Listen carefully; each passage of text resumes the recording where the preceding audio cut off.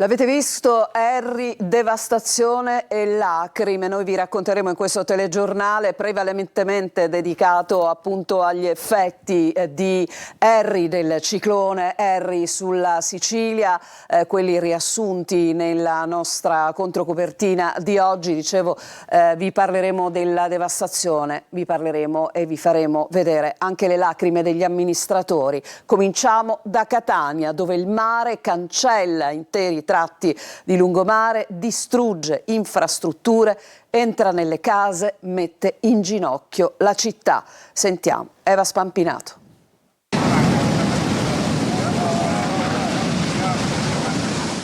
È stata veramente una notte traumatica. L'onda è entrata direttamente sino ad arrivare là sotto. Addirittura c'è stato un momento in cui abbiamo visto un'onda superare la barricata, che comunque è una casa. Il ciclone Harry ha colpito duro e ha lasciato dietro di sé chilometri di danni, devastazione, paura, ma per fortuna nessun ferito.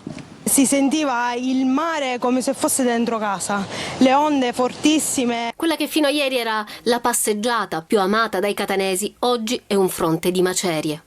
A lungomare di Catania il confine tra terra e acqua è scomparso, lo vedete, questo è quello che è rimasto, una voragine che continua ad essere aggredita dalle onde alte, violente, spinte da raffiche fortissime. Questa notte hanno distrutto barriere, divelto arredi urbani, trascinato tutto quello che trovavano.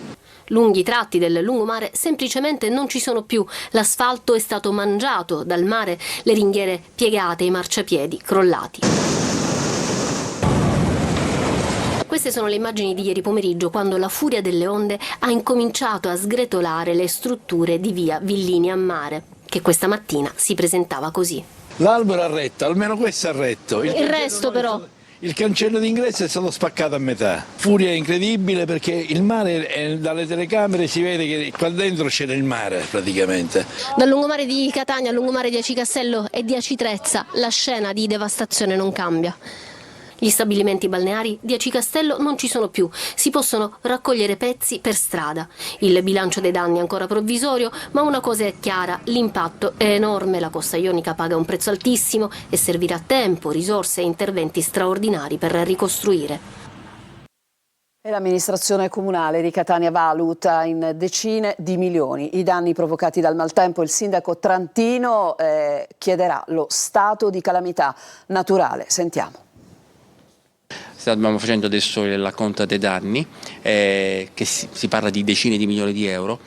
C'è una città che ha fortemente sofferto, ma la cosa più importante rispetto a eventi di questa importanza è registrare la mancanza di conseguenze dannose per la incolumità fisica dei cittadini. Ho ricevuto telefonate dal ministro Musumeci, dal presidente Lars Galvagno, dal presidente della commissione bilancio Daedone, dalla regione siciliana in genere, per avere già qualche suggerimento rispetto alla possibilità di intercettare fondi immediati. Ho detto: non facciamo un lavoro a spot, consentiteci di fare un conteggio totale e poi eventualmente iniziare gli interventi, perché dobbiamo subito mostrare capacità reattiva rispetto a questo. Stiamo predisponendo la delibera per la richiesta per lo stato di calamità naturale, che poi rivolgeremo alla Regione per l'ulteriore corso. E continuiamo questo racconto. Anche nel catanese le case sono devastate. Siamo stati a Stazzo, dove ci sono danni davvero enormi sul lungomare, le case sventrate, e tutto questo si ripercuote anche in comuni come Santa Maria la Scala, dove è crollata una parte del belvedere. È andato Tonino De Mana. Il lungomare praticamente è devastato dai marosi, le abitazioni pure, alle nostre spalle le ruspe in azione, e poc'anzi è arrivata un'onda anomala che ha rischiato anche di travolgerci. Onde altissime che si infrangono sul lungomare di Stazzo, già devastato dalla forza distruttrice della natura e nella fattispecie dal ciclone Harry. Le immagini parlano da sole: massi e blocchi di cemento scaraventati a metri e metri di distanza, porte infissi sventrati, abitazioni, garage e cantinati completamente allagati. In attesa di una prima stima dei danni danni comunque ingenti, si corre contro il tempo per mettere in sicurezza quel che resta, visto che il mare continua ad essere minaccioso. Qui si puntellano gli ingressi, poco più avanti si cerca di salvare il salvabile. Naturalmente tanta rabbia e poca voglia di parlare. No, non mi intervistate perché sono di un nervoso, veramente, credetemi, ve lo dico cortesemente. È stata molto forte, io non ricordo mai una mareggiata così, ma purtroppo Vedo tanta paura nei suoi occhi. Sì, mi dispiace, io abito più in là, però mi fanno pena la gente che deve rifarsi la sua casa. In 50 anni non è mai esistito un'ondata del mare a fare tutto questo danno, è una cosa indescrivibile. Da Stazzo a Santa Maria la Scala, con la via Molino chiusa al traffico per una voragine e per il crollo di parte del lungomare. Via d'accesso presidiata dalla Polizia Municipale di Acireale e tanta apprensione perché il mare, lo vedete, non ha alcuna intenzione di placarsi. Sott'acqua il molo di Santa Maria la Scala. Qui, nel febbraio 2019, 3 ragazzi morirono trascinati in acqua da un'onda anomala. Adesso ci spostiamo sulla costa ionica di Messina. Gli abitanti dei paesi costieri spalano il fango dalle abitazioni. In lacrime il sindaco di Roccalumera. Sentiamo Francesco Triolo.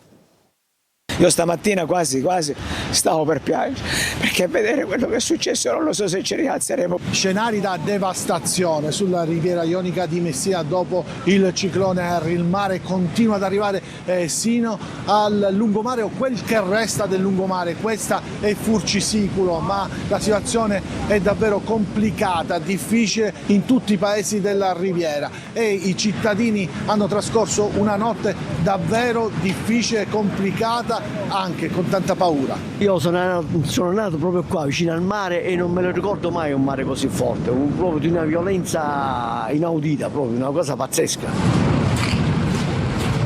Noi non abbiamo dormito tutta la notte, 3:30, 4 c'è stato il picco e praticamente quasi ogni onda entrava dentro, ci ha divelto un pochettino il cancello e l'acqua andava sotto, ha riempito un po' il seminterrato. È stato tremendo veramente, vedere quelle onde altissime, più di 10 metri, 11 metri, ha distrutto tutto. Adesso dobbiamo intervenire immediatamente per rimuovere la sabbia laddove è possibile nelle vie e lo stiamo già facendo. Non bastiamo noi chiaramente come comune, serve un intervento sinergico del governo regionale e del governo nazionale. C'è bisogno di un intervento forte dello Stato perché la regione non ce la può fare, qua ci vuole veramente qualcosa di forte. E c'è un aggiornamento nel tratto tra Messina e Catania, la ferrovia, quindi parliamo di treni, di linea ferrata, è stata danneggiata in più punti, disastrosa la situazione a Scaletta dove i binari sono sospesi nel vuoto, interrotta la tratta Messina-Taormina con treni fermi, vista la situazione complessiva, si sta invece riattivando la circolazione tra Taormina e Catania dove le conseguenze sulla linea ferrata sono limitate rispetto all'altro tratto. Il ritorno alla normalità anche da questo punto di vista sarà lento. A Messina colpita la zona sud della città, sono partiti già i sopralluoghi di prefettura e del sindaco. Il servizio. È il momento della conta dei danni ingenti da Messina alla Riviera Ionica. È stata una mattinata di sopralluoghi per il sindaco Federico Basile, la prefetta Cosima Di Stani, tecnici, forze dell'ordine, protezione civile. A Giampilieri l'immagine di devastazione. Il ciclone Harry ha lasciato dietro di sé una scia di distruzione che ha colpito pesantemente Giampilieri e Ponte Schiavo. Le mareggiate la notte scorsa hanno raggiunto e superato i 7 metri di altezza. Ristoranti e strutture balneari distrutti, interi lidi rasi al suolo. Aspettiamo sicuramente quello che sarà un provvedimento straordinario da parte della Regione sull'emergenza. Il litorale è stato colpito severamente, stiamo facendo appunto una verifica così come già era stato previsto delle situazioni che poi elencheremo e individueremo le tempistiche e le strategie rispetto alle esigenze di tutto il territorio. A Santa Teresa i danni sono in aumento perché la mareggiata non è diminuita, crollati almeno 800 metri di lungomare nella zona sud, ma hanno ceduto diverse piazzette e altri pezzi di lungomare, arteria fondamentale per il transito dei mezzi. Al comune di Santa Teresa lungo vertice, almeno 2 ore con la prefetta per fare il punto sui danni e gli interventi d'emergenza da attuare immediatamente. Tutti i lungomare sono caduti, sono crollati e quindi vi era necessità di avere un quadro conoscitivo dettagliato della situazione. Io ho visto Furci ho visto Santa Teresa, tra poco andrò anche alle Toiani e a Mazzeo e a Sant'Alessio per rendermi conto anche di quella zona. Sto richiedendo l'intervento dell'esercito per poter meglio gestire soprattutto il tema della viabilità, che in questa provincia è fondamentale per poter consentire una ripresa normale di tutta la situazione. Adesso a Siracusa preoccupa un ingrottamento nella zona di via Arsenale con alcune case sul mare che potrebbero essere a rischio. Danni anche al porto, dove un pescatore ha perso 2 barche. Osservato speciale resta il fiume Anapo. Francesco Aloi. Non mi ricordo un maltempo così assolutamente. Ce n'è stato uno, la metà di questo 10 anni fa, ma come questo di quando che sono nato non l'ho visto mai. Parola di pescatore. Nonostante le precauzioni, la tempesta gli ha portato via 2 barche. Erano ormeggiate qui, in porto. Purtroppo il mare è stato molto pesante. Ma tra muri spazzati via e alberi caduti, il danno forse tra i più grossi è questo. Siamo in riviera Dionisio il Grande. Cosa è successo e come state intervenendo? Sì, abbiamo visto che c'è un ingrottamento, ma già nella notte i vigili del fuoco hanno fatto evacuare una famiglia in un appartamento, quindi stiamo cercando di mandare i tecnici per vedere se c'è il pericolo anche nelle altre abitazioni. Al lungomare di Ortigia le onde sono arrivate fin dentro le abitazioni, sfondando anche questa porta. Abbiamo avuto paura, molta, ma purtroppo con la natura non si può fare nulla. L'allerta è arancione, scuole chiuse per il 3° giorno e si lavora per contare i danni. Harry sembra essere andato via, ma il mare resta ancora molto mosso e nonostante tutto c'è chi continua ad avvicinarsi alla costa, sfidando la sorte. Occhi puntati anche sul fiume Anapo, che in diversi punti ha rotto gli argini.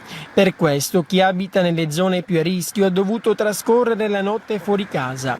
Adesso non piove più, ma il lavoro continua. Stiamo cercando di fare la conta dei danni, purtroppo stiamo vedendo che le stime sono altissime.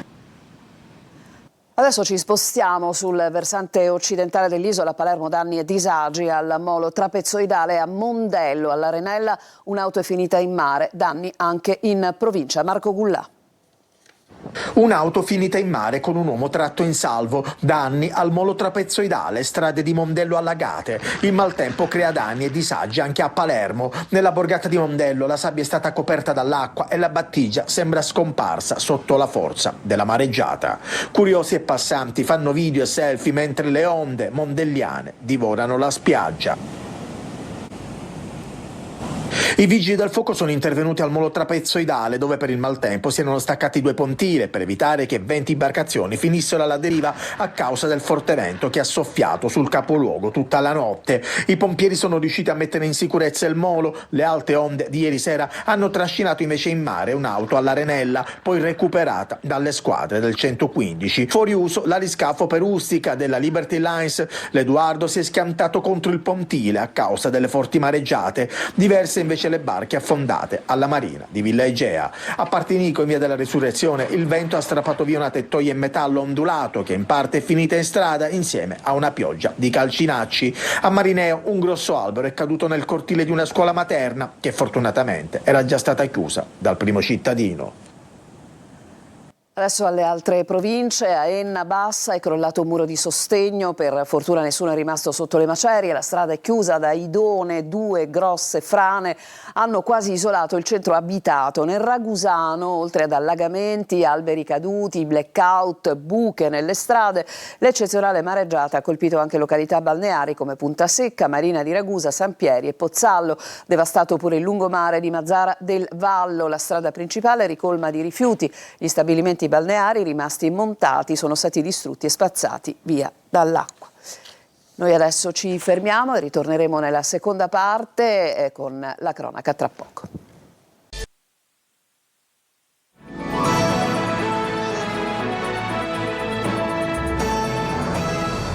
Siamo tornati in studio, confiscati i beni per il valore di 13 milioni di euro ai familiari di un imprenditore di Agrigento vicino a Cosa Nostra, ricchezza accumulata anche con prestiti usurai. Adelaide Barbagallo. Un patrimonio di oltre 13 milioni di euro è quanto aveva accumulato un imprenditore del settore della produzione e commercializzazione di olio alimentare di Agrigento, beni per i quali adesso la DIA ha disposto in via definitiva la confisca. L'uomo già deceduto fu ritenuto a suo tempo contiguo a Cosa Nostra Agrigentina. Tra gli anni 80 e 90 ha accumulato la sua ricchezza concedendo prestiti usurai per importi ingenti legati alla propria attività commerciale. Considerato socialmente pericoloso proprio per questa sua attività ma anche per la sua vicinanza mentre era in vita alla mafia della Valle dei Templi. I beni, adesso confiscati, sono oggi intestati ai suoi familiari e sono di un valore sproporzionato rispetto ai redditi e ai tempi dichiarati dall'imprenditore. Si tratta di 30 immobili, fabbricati, terreni e 3 complessi aziendali con sede nelle province di Agrigento e Messina.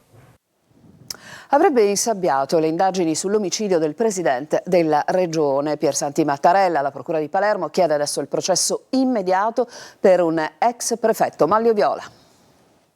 Giudizio immediato per l'ex prefetto oggi in pensione Filippo Piritore. Lo chiede la procura di Palermo, che accusa l'alto funzionario di polizia, dirigente della squadra mobile nel 1980, all'epoca dell'omicidio del presidente della regione Piersanti Mattarella, di aver depistato le indagini proprio su quel delitto eccellente.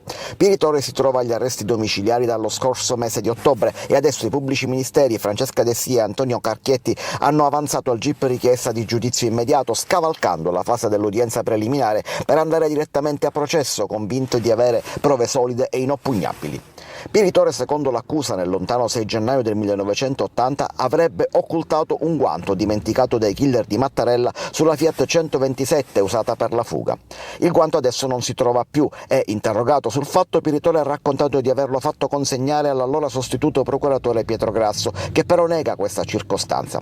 In seguito ha sostenuto che il guanto sarebbe stato ritirato dall'ufficio di Grasso e consegnato a tale agente Lauricella dalla polizia scientifica, ma agli atti in quegli anni non esiste alcun Lauricella alla scientifica.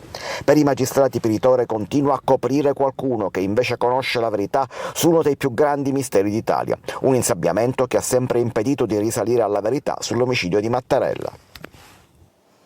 Andiamo nell'Agrigentino, a Ravanusa, ancora un atto intimidatorio. Ignoti hanno tagliato tutte le ruote dell'auto del segretario comunale. A renderlo noto è stato proprio il primo cittadino. Un episodio che arriva a un mese da un'altra grave intimidazione. Davide Sardo.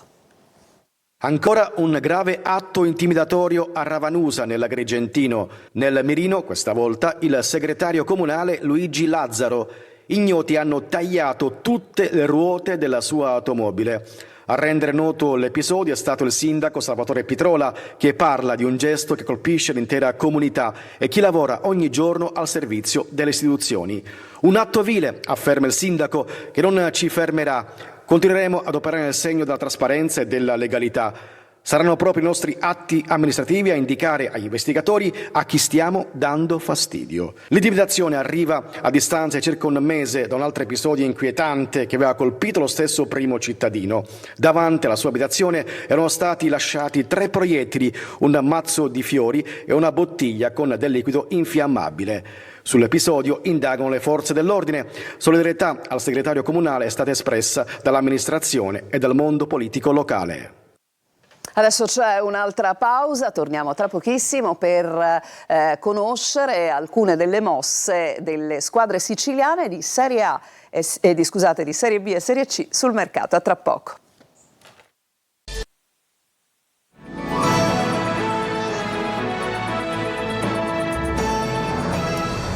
Adesso veniamo al calcio con le squadre siciliane impegnate sul campo come sul mercato. A Palermo sale la febbre dei tifosi per la trasferta di Modena. A Catania in arrivo c'è Meazzi dal Pescara. Ci fa il punto Marco Gullà.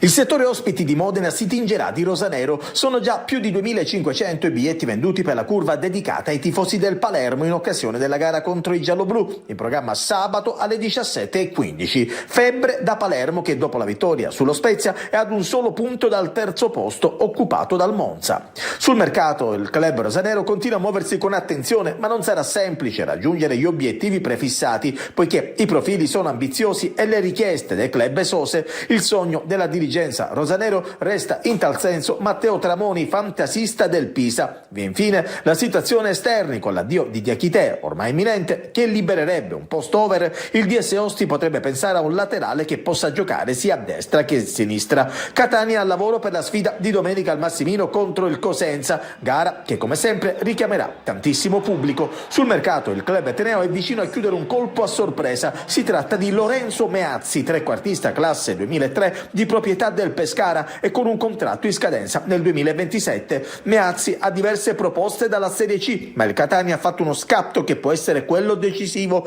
Il giocatore dal 2024 indossa la maglia bianca-azzurra del Pescara. In precedenza ha militato tra le file della Virtus Entella dopo essere cresciuto nelle giovanili dello stesso club ligure. Giorni decisivi per il Trapani, ormai ridotto all'osso dopo i vari addii di diversi calciatori. All'orizzonte c'è una nuova penalizzazione per il club granata che rischia anche l'esclusione del campionato, nonostante Valerio Antonini continui a sostenere di essere parte lesa. Siracusa al lavoro per la trasferta di sabato a Benevento. E questo era il nostro ultimo servizio. Io prima di salutarvi vi ricordo che tra poco, dopo il nostro telegiornale che abbiamo quasi del tutto dedicato al ciclone Harry, alla devastazione che ha portato sulla Sicilia, in particolare sul versante orientale dell'isola, ecco, subito dopo avremo il nostro consueto appuntamento dedicato al sindaco di Catania, Enrico Trantino, che abbiamo anche sentito nel corso del nostro telegiornale. Ha detto chiaramente che chiederà lo stato di calamità. Ebbene, nello spazio di oggi tanto ovviamente sarà dedicato, insieme al nostro direttore Michele Cucuzza, proprio al passaggio devastante, agli effetti devastanti anche sulla città di Catania del ciclone Harry. Per questo vi invito a rimanere con noi. Sarà sempre attiva la nostra linea WhatsApp, il 342 7455 005, mentre il telegiornale con tutti gli aggiornamenti tornerà alle 19. A tutti un buon pomeriggio.